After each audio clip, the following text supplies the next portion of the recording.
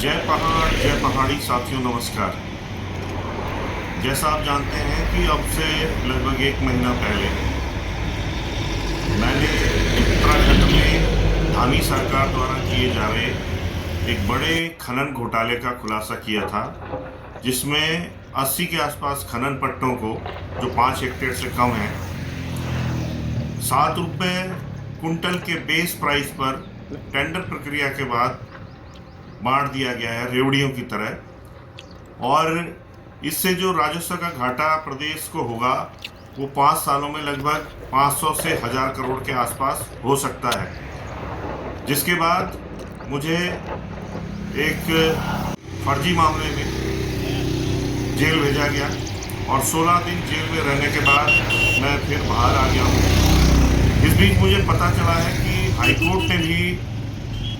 मेरी press conference का संज्ञान लेते हुए एक PIL जो वहाँ पे दाखिल की गई है, उसमें राज्य सरकार को इस घोटाले के संबंध में सवाल पूछे हैं और 1 महीने का समय दिया गया है। साथियों, ये धामी सरकार, इसके मुख्यमंत्री धामी स्वयं खनन के मंत्री भी हैं, मतलब खनन विभाग भी इनके पास है।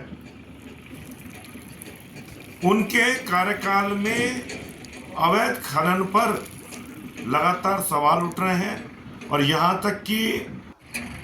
जो हरिद्वार के सांसद हैं त्रिवेंद्र सिंह रावत, वो भी संसद में इस सवाल को उठा चुके हैं। इसका मतलब ये है कि धामी सरकार के जो काम हैं उससे कहीं ना कहीं जो भारतीय जनता पार्टी के जो बड़े नेता हैं वो भी संतुष्ट नहीं है। और क्योंकि त्रिवेंद्र सिंह रावत एक पूर्व मुख्यमंत्री भी रहे हैं तो उनकी बातों पर गौर होना चाहिए।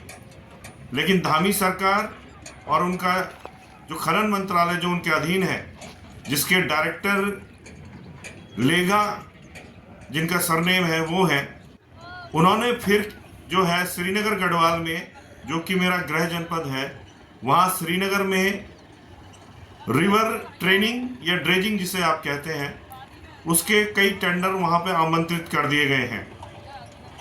और मैं कहना चाहूँगा कि श्रीनगर में जो अलकनंदा नदी है, वहाँ पर पहले से ही ज़बरदस्त अवैध खनन वहाँ पे चल रहा है। वहाँ पर जो फतेहपुर रेती है, उस जगह पर LNT कंपनी काफ़ी अवैध खनन वहाँ पे कर चुकी है। ये कंपनी शिव मंदिर के सामने भी काफ़ी अवैध खनन वहाँ पे कर चुकी है। इसके अलावा सिरकोट गंगनाली में,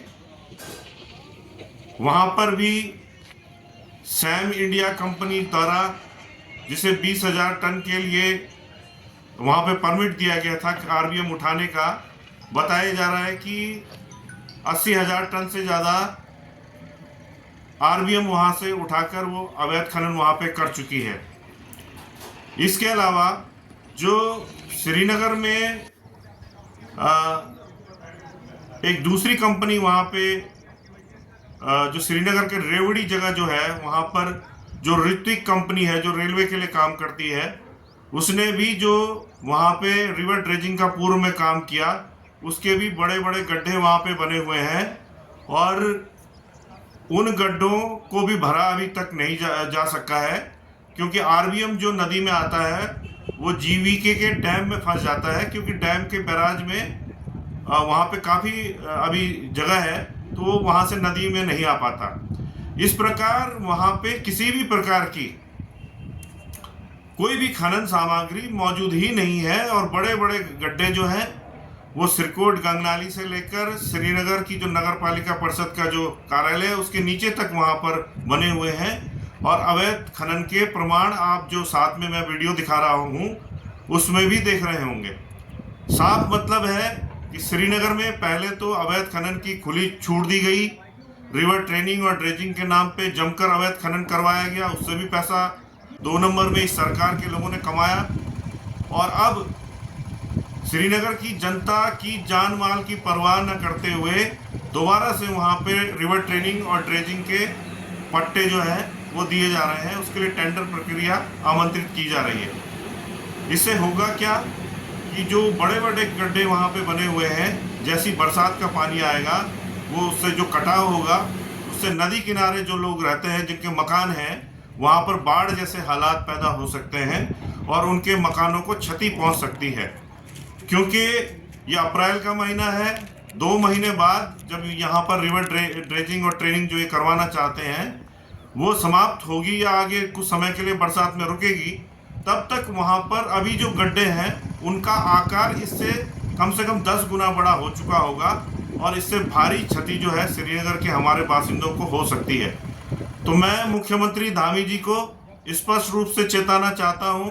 कि आपके द्वारा मुझे फर्जी मामलों में फंसाकर जेल भेजने से मेरे हौसले जो हैं वो कुंद नहीं हुए हैं। और अगर आपने जो श्रीनगर गढ़वाल में अलकनंदा नदी पर जो आप रिवर ट्रेनिंग और ड्रेजिंग के नाम पर वहाँ पे अवैध खनन करवाकर जनता की जान को जोखिम में डालना चाह रहे हैं, उसका विरोध करते हुए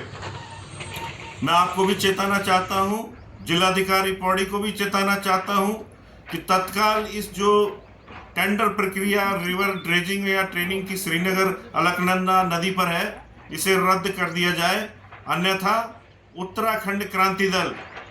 भविष्य में एक बड़ा जन आंदोलन श्रीनगर अलकनंदा नदी में करेगा और मैं वहां पर धरने पर बैठने के लिए या भूख हड़ताल करने के लिए मजबूर होऊंगा, जिसकी सीधी सीधी जिम्मेदारी पुष्कर सिंह धामी, मुख्यमंत्री उत्तराखंड, और जिलाधिकारी पौड़ी आशीष चौहान की होगी। धन्यवाद। जय पहाड़, जय पहाड़ी, जय उत्तराखंड, जय उत्तराखंड क्रांति दल।